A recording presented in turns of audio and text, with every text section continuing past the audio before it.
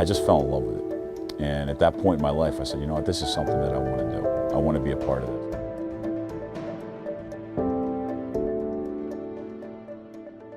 Lacrosse, fastest game on 2 feet, and the fastest growing sport in America. That's according to the Sports and Fitness Industry Association, estimates that lacrosse participation in the U.S. grew 47% from 2010 to 2015. So why this constant rise in popularity? What's changing about the game? Well, it's simple. Over the years, we've seen the game evolve with quicker pace, more action and excitement, and jaw-dropping plays. And it's all thanks to box.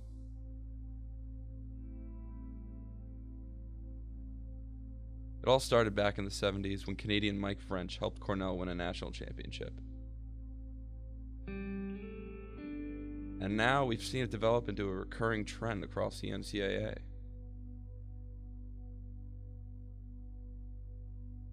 In 2010, there were 250 Canadian lacrosse players in the NCAA.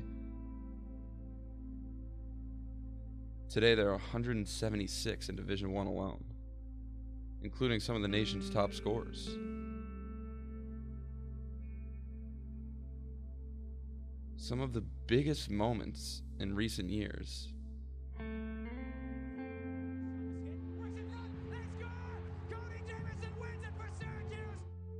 have come at the hands of homegrown, purebred box lacrosse players. He's got the goalie here. He's got him. He's got him. Since 2010, there have been 11 new D1 lacrosse programs added to the NCAA. High Point University being one of them, with already a conference championship and a tournament appearance under their belt. And their secret? For me, box lacrosse has been a critical part of our development with our guys. It's been a critical part of our recruitment and the kind of offenses that we want to run, and just what kind of guys we look for on the defensive end of the field. Because you look at, Canadian defensemen, guys that play box lacrosse, they're all guys that can handle a ball below their waist. They're all guys that are incredibly skilled offensively. And the last piece with the box that I've always, really gravitated towards is the physical piece. I mean, you're talking about an incredibly tight game, in tight confines. It gets physical. It gets physical individually. It gets physical off the ball. And I think when you can play under duress in a tight, in a tight environment inside of an enclosed area, your skill is naturally going to improve.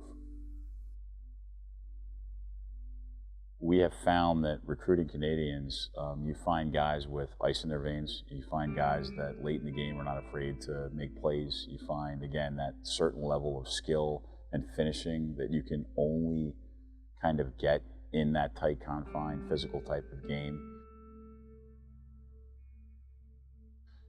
You can find those guys that are very special in terms of finishing, but typically for us, in the past couple of years, the majority of our finishing and goal scoring has come from the Canadian players, like Connor Robinson, who is an absolute stud of a human being.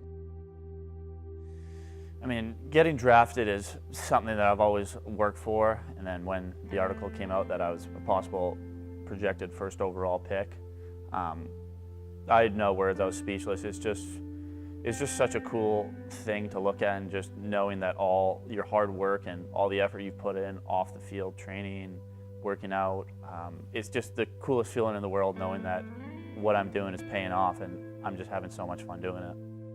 Thought about shooting, finds Robinson, and he's got the hat trick! A low burner from Connor Robinson. Do you think he might go first overall in the WLA draft? 100% the WLA draft. NLL draft next year. 2 years. 2 years, sorry, 2018. Good chance. The players, skill level, just the intensity of the game, the big hits, the fights were my favorite part. And then just watching them just play with such finesse, it was kind of like an art form where they would just move up and down the floor just so gracefully. It's just something I've always found just super cool about the sport. And that was kind of my goal at a very early age, but of course, 4 or 5 years old, I didn't really think I was good enough yet. But as I grew up through the ranks and started getting older and older, and my skill level improved and people were talking about it. It's definitely something that's been on the top of my mind, and definitely my goal overall is to play at the highest level, which is professional lacrosse in the NLL, and compete with the best players in the world. The first pick hasn't been decided yet. It's between Philadelphia and San Diego. I mean, I love Philadelphia. I visited it over break. It was my first time there, and I absolutely fell in love with the city. On the other side, sunny San Diego, 15 minutes away from the beach, right in Southern California. It would also be amazing, but if I had to pick one, I would love to go to Philadelphia just to stay on the East Coast. I've been living here for the past 4 years, and I'd like to live here a little bit longer. So a few role models I looked up to, definitely had to be from my hometown. Kevin Crowley, Ian Hawksby. Kevin, he plays for the New England Black Wolves right now. He used to play for the Philadelphia Wings, and he was the first player ever to go #1 overall in every single lacrosse draft there was. So he's definitely someone that I aspired to play or to be like. Definitely it'll be one of my most important focuses after I graduate. I know professional lacrosse doesn't really make enough money that you can live off of, but it's definitely a sport where you do get paid to play the game that you love, and that's why they do it, for the love of the game. It's not about the fame or the fortune. I think in some regards it's still somewhat hidden.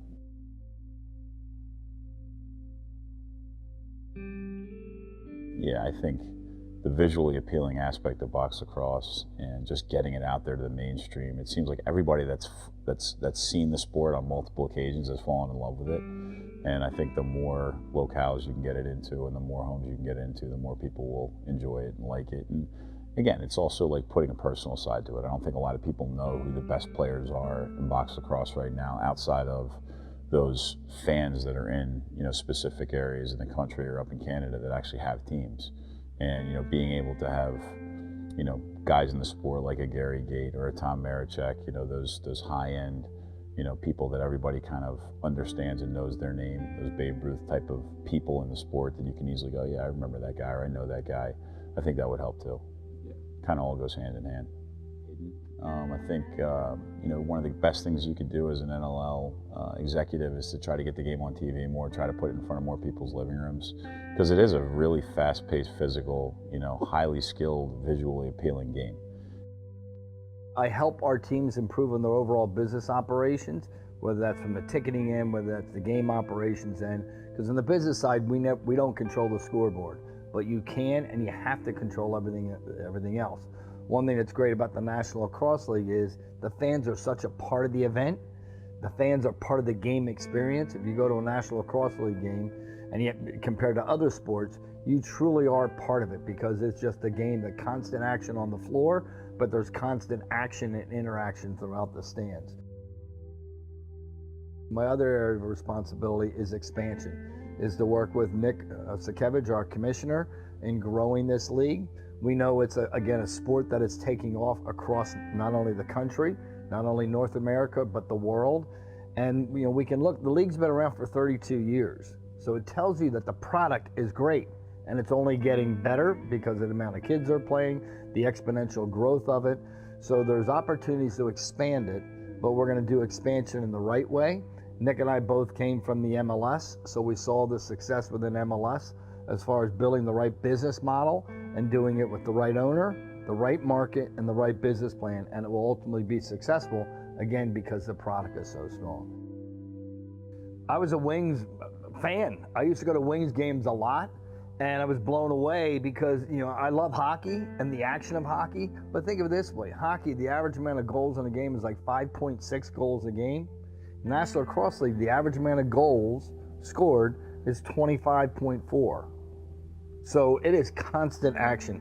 And then just again, I'll go back to that fan engagement with having the music playing, with having the, you know, the action of the game, the music playing, I'll call them the DJ on the floor. It's just such an interactive sport that you have a blast, and it's quick. You know, one of the challenges in other sports, there's so many timeouts and there's so many breaks and a pitching change and this and that.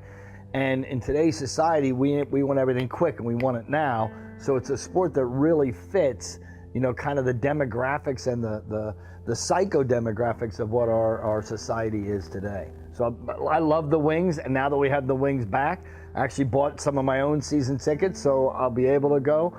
But there's nothing like going to a box lacrosse game.